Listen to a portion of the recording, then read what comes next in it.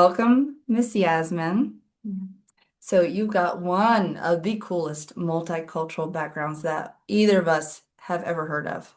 Moroccan, Turkish, French, Spanish. I mean, that is a whole United Nations in a bottle. I mean, how would you say that mix shapes you as an actress? Well, the truth is that I'm not only multicultural by parents, but both of my parents come from artist families. So my grandfather, he was a musician and a very professional and an artist drawing. And my mother was a circus artist. She was a trapeze, and then she had a number on bike that she would carry her sisters on top of her. And so it runs in the family. I have a cousin who's a poet. I have a nephew who is a sculptor and a painter. I have another cousin who's an actress in LA. I Mhm. mean, and a singer. And we come from an artistic family. So the multicultural is really the coolest part about being multicultural is you don't see difference between ethnicities Mhm. or religions because we grew up in a Muslim and in a Catholic family. Right. So we know both religions. And Mhm. so empathy and being so multicultural, eclectic wise makes us more open and more acceptance of Mhm. others. So I just find it very, very cool. You started off in international trade. How did that transition go into acting? So I started acting in school. I went to an American school. My father used to be in the military, so we went to school, an American school in an American base in Morocco. Mhm. Well, in the States, you do theater since Mhm. you're a kid.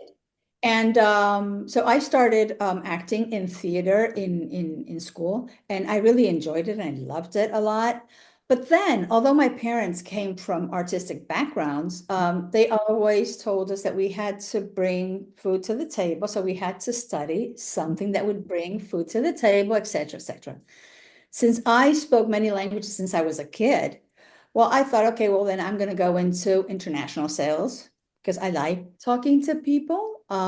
It shows. I love talking. And so I majored in sales and international sales, and I worked in sales for 30 years. I got married, I widowed, I got two kids. I'm a grandma of a 17-year-old. And then one day, a friend of mine who was doing a short film as a featured extra, she said, I don't want to go alone.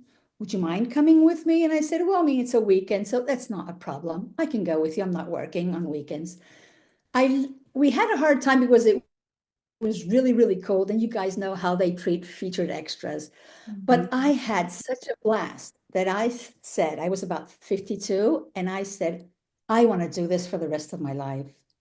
So I started going to master classes on camera and getting my reels done and just studying more acting on front of camera and then Mhm. getting my headshots. And I started doing this. And after 2 months, I got my website, my domain. I created my own website and I just started from there. And then uh, in 2000, that was 2000, end of 2014 when I started, but I was still working as a sales manager. And in 2017, June, I decided I was going to quit my major income, Mhm. become a full-time actress. Oh, wow. And till today. All right. You won the Best Supporting Actress in Spain for La Unidad. What did Mhm. that role mean to you?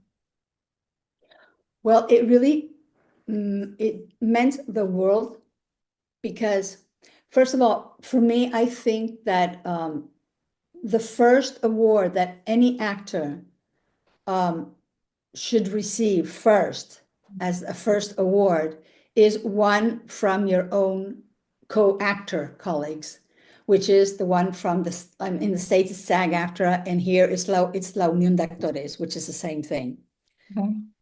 So being nominated as Best Supporting Actress on TV for my role of Naima Ibrahim, and then winning the award at my age, and being of Moroccan descendant. I was the first actress of Moroccan descendant to receive this award in Spain.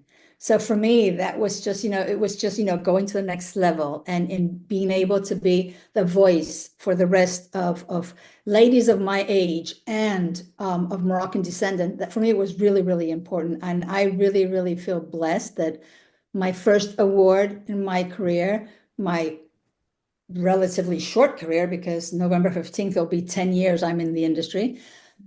I was really blessed to get that award. And now you're in Daryl Dixon, and we need to scoot. Can you tell us a little bit about your character, Dona Marga? I can tell you about Doña Marga. There may be things I might not be able to anticipate because That's okay. yeah.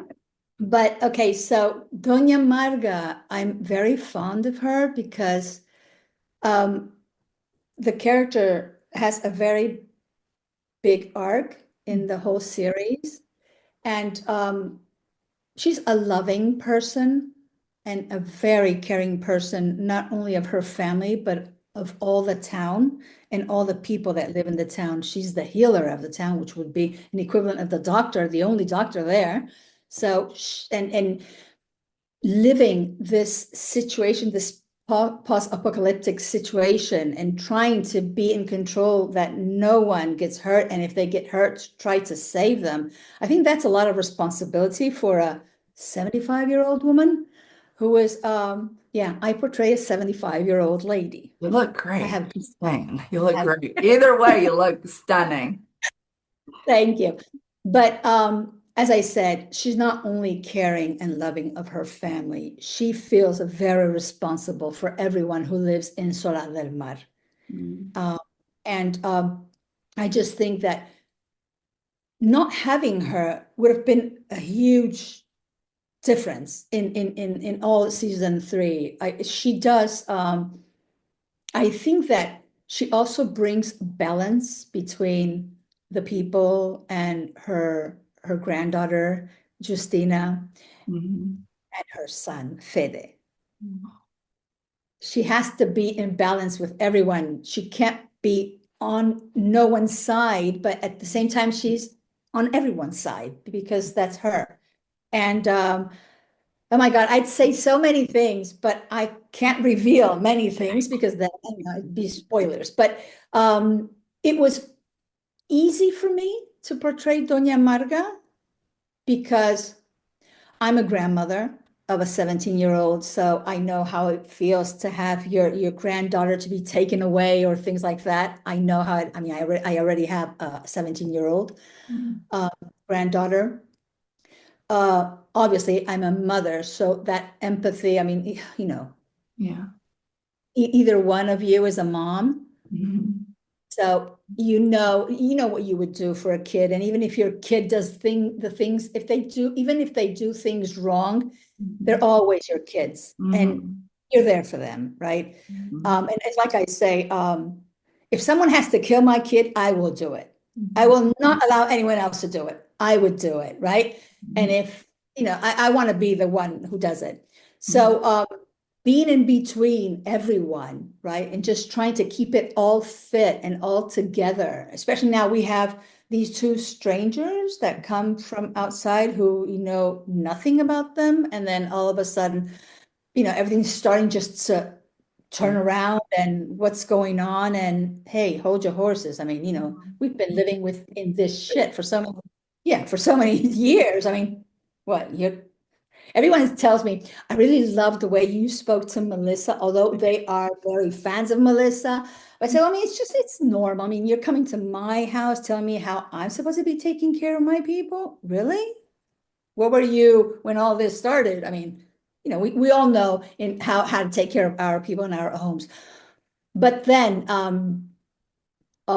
I do like the relationship that she gets to have with everyone in the season and all the characters. She has a special relationship with everyone.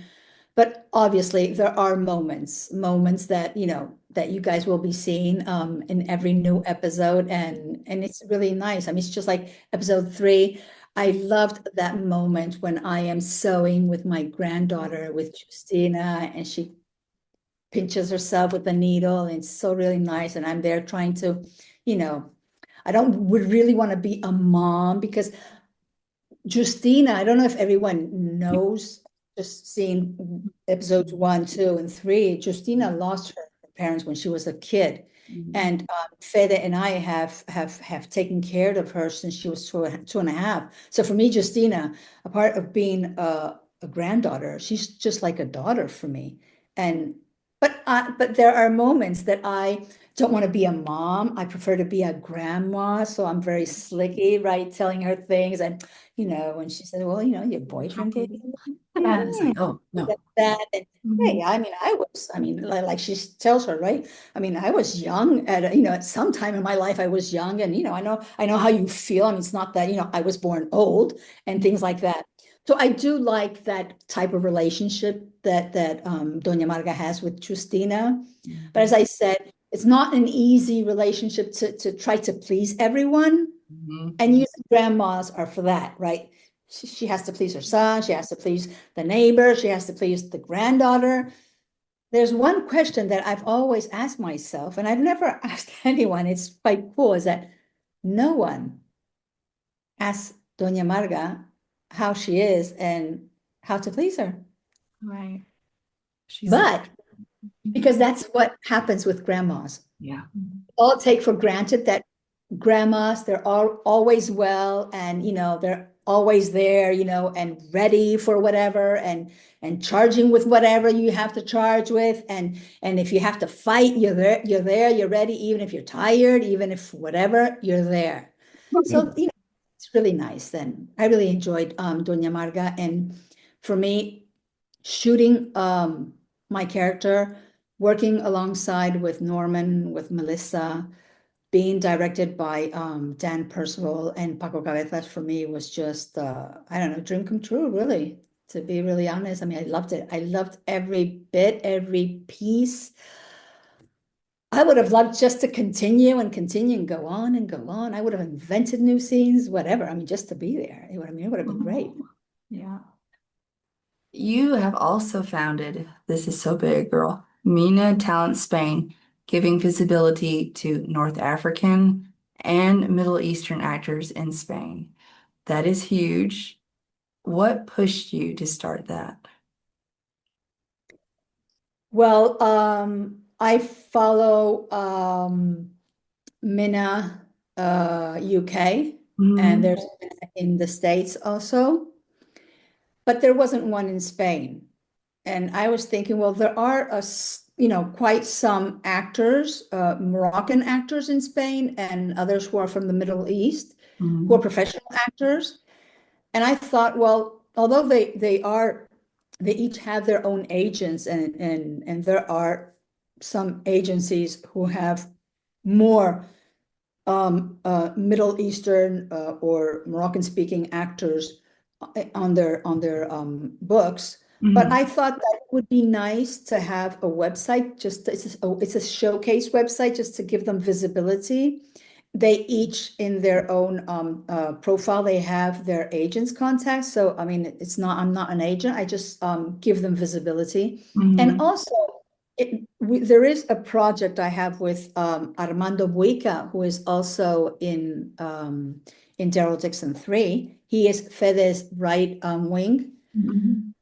this tall black man. Mhm. Okay, that's Armando Buica. He's a very well-known actor here in Spain. Mhm. And he has another platform which is called the Black View, which started only with black actors and Afro ascendant actors. But now we are trying to make sort of like and another friend, we're trying to create so like Mhm. a group in order to make projects to be more inclusive.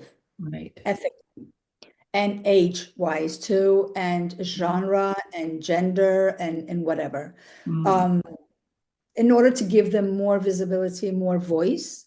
right. So that's why I created Mena Talent. It was just to give them more visibility and people to know that we do have talent here. And especially to try to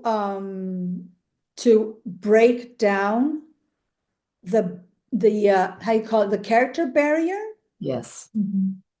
I find it hard to understand why they don't understand that we are actors. Mm, So I was Doña Marga in The Walking Dead, mm, and tomorrow I can be the president of Chichinabo town or mm, country, and then I can go on another film and be a sugar mommy. And then I can go in another one and I can be an old lady who human traffics with children yeah. or whatever. I'm Mm, an actor. mm, So why I'm what a friend of mine, her name is Amber Shanna Williams. She's in The Chosen. She's Tamar. mm, She says, you're a passer. I pass. I can pass for an American. I can pass for a Spanish. I can pass for an Italian, for a French, for a Moroccan. But mm, why do my colleague actors and actors, generally speaking, who are Middle Eastern, always have to just work as a Middle Eastern? Okay, so he is Mohammed whatever, and she is Fatima whatever, and she is Moroccan, and she has to cover her hair. And why can't she just be a doctor, a dentist? mm. I don't know, whatever, a drug lord. Why can't they just do other roles? Why do they just have to portray? It's just like um, South Americans, they are the maids usually. From the Middle East, they are prostitutes. Mm, Colombians are drug dealers. mm. Why? Why can't they just be whatever? Right. Regular I mean, there's roles. so many other roles. Why Mhm. do they have to be really boxed? So that was another of the reasons why I wanted to create Men of Talent, so they could be unboxed and to just act and give life to a character, which is at the end of the day, that's our job. Mhm. So you also have your own production company, Othman Legacy Productions. We love that it's about inclusivity and non-stereotyped roles. What is a dream project that you might want to create under that banner? Well, oh my God, that's a hard one. Oh, I would love to do, an epic story. But it's, when you're trying to be inclusive with everyone, I mean, imagine, what huge that film would have to be to have everyone on board, right? Just to be inclusive age-wise, uh, character-wise, Mm. ethnic-wise, I mean, Genre? gender-wise, Mhm. genre. Mhm. I love, I love sci-fi. I love horror films. I just love it. Imagine I saw The Exorcist when I was 9 years old. Oh my goodness. Oh, You're oh, way ahead. that scared the shit out of me. But it really did. I mean, I was watching the film like this, but then, I spent, I don't know, about a year sleeping at my little brother's feet, his bed, because I didn't want to sleep alone.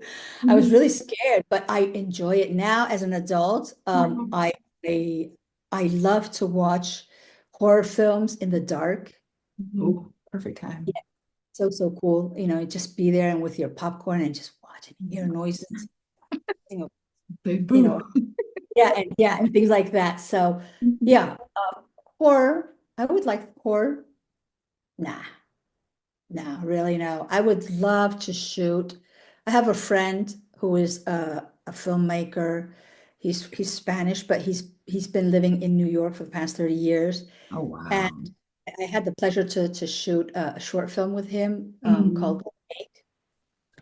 And I would love for us to be able, I'm trying to really get his project shot. It's called it's a working title. It's called Invisible. But it's sort of like a Jason Bourne Yeah. Okay. email, Mhm. right? It's all about females, about women. And so I just find, it's very powerful. I read the script, I loved it, and I'm trying to get that as an associate producer, trying to get that one working. So I would love that one to really hit the screen, and it would be really, really.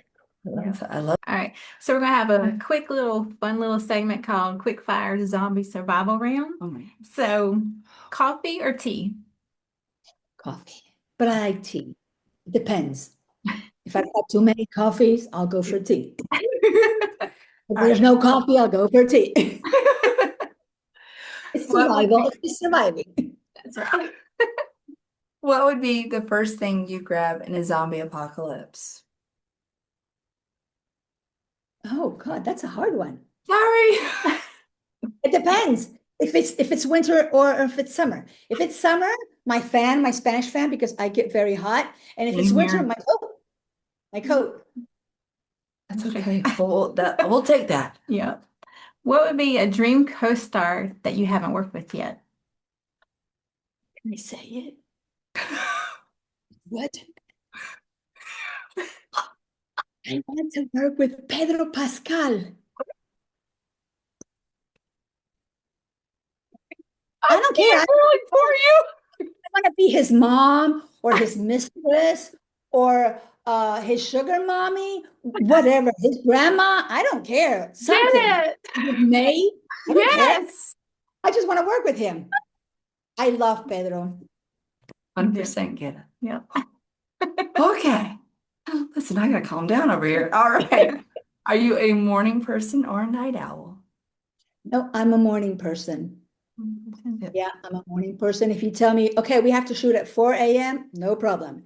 If you tell me we have to shoot at midnight, oh my God. I'm ready for I have to take a nap. Yeah. But ever since I was young, I'm not a night person. I'm a day person. All right. What's one thing you can't live without on set? My glasses, I can't see without them. Can tell. We two were blind as a bat without ours.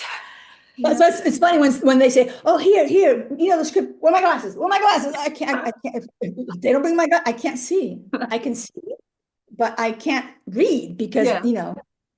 my glasses. All right. Oh my goodness. Who makes you laugh the most on set? In the Walking Dead. Oh my God. Oh my God. Might be several. There are a lot of people, but I think myself, I'm very clownish on set. I tend to make everyone feel cozy and happy. So when we're not shooting, I'm just telling jokes or just being a clown. Yeah, That very Lucille Ball. I love that. Yeah. Very much. All right. Who's your biggest inspiration? My mom. You make me cry over here. I don't want to get emotional. Aw. Yeah. Yeah, my mom. Would you consider yourself more glitter or gravel Oh my or both? I'm both. Both. I'm both. You have to You be both. called it. You called There it. has to be a balance. There has to be a balance. You have to be glitter when you're supposed to be glitter, and you have to be gravel when you have to be gravel. That's it. Yeah. So, what is the best advice that you've ever been given that still sticks with you today? Okay. So this is an homage for our great casting director, Lucy Lennox, who casted all of this talent in The Walking Dead, Daryl Dixon 3. When I first started, I've known Lucy for almost 10 years.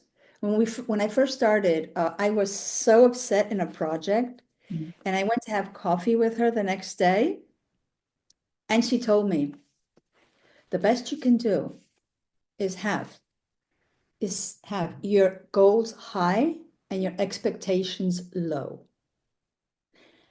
That will help you through the industry and through your whole career.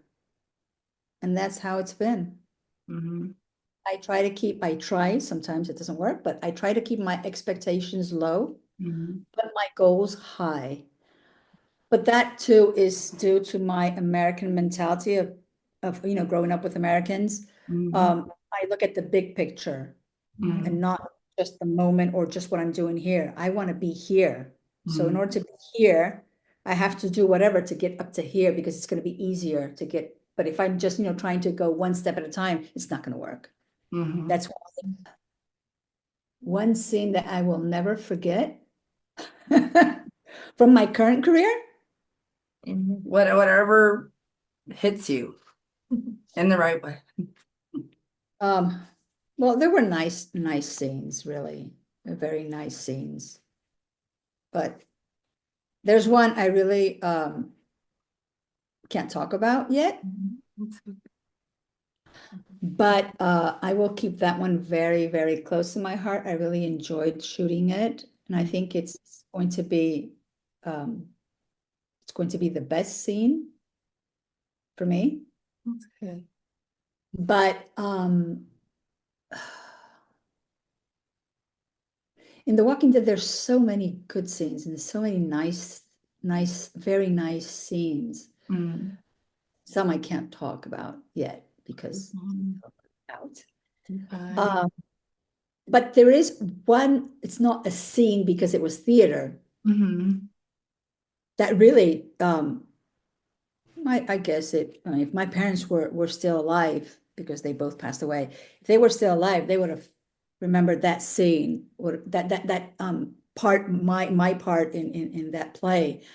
They would have known this is what she's going to be in the future because it was clear that that was going to happen. I played, it was my first audition in Mm-hmm. ever for the Wizard of Oz. And I auditioned. I auditioned for the Good Witch of the South, and they didn't give it to me. So at the end, my teacher gave me Aunt Emma. I said, why? Well, yeah, you do a good Aunt Emma. She only had one sentence. I said, I don't want that. I mean, I'm not going to talk. So we didn't have a backstage. We had sort of like a cubicle made on stage, and actors would come out. I will never forget. I was wearing a long skirt that was my mom's, and a shirt, and my hair in a bun. And after almost an hour of the play, I finally get out, right? And I was just supposed to say, "My dear child, where have you been?" So I got out.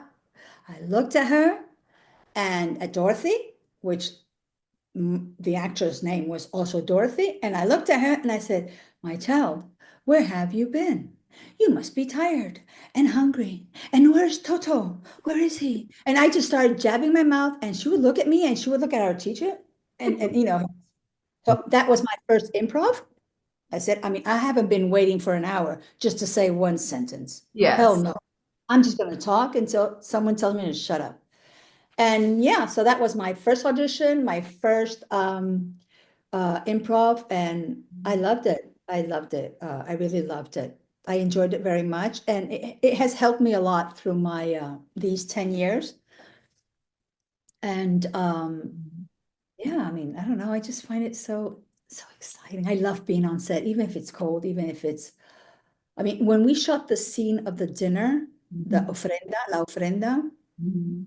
Doña Marga wears rubber boots, short rubber boots, Mm-hmm. and it was very cold when we shot that scene. And although they gave me these warm-up things to put inside, since it's rubber, it just, it doesn't keep your feet warm. And to make the scene really cool and nice, they would wet the floor. And all that humidity was coming in, and I was the and I was wearing a lot of clothes, and I'm there. And oh my God, it was so, and then it was so horrible. And but I enjoyed it so much, that scene. This has been amazing. And before we let you go, we just want you to have a chance to tell people what's next. Do you have any projects that people should keep an eye out for?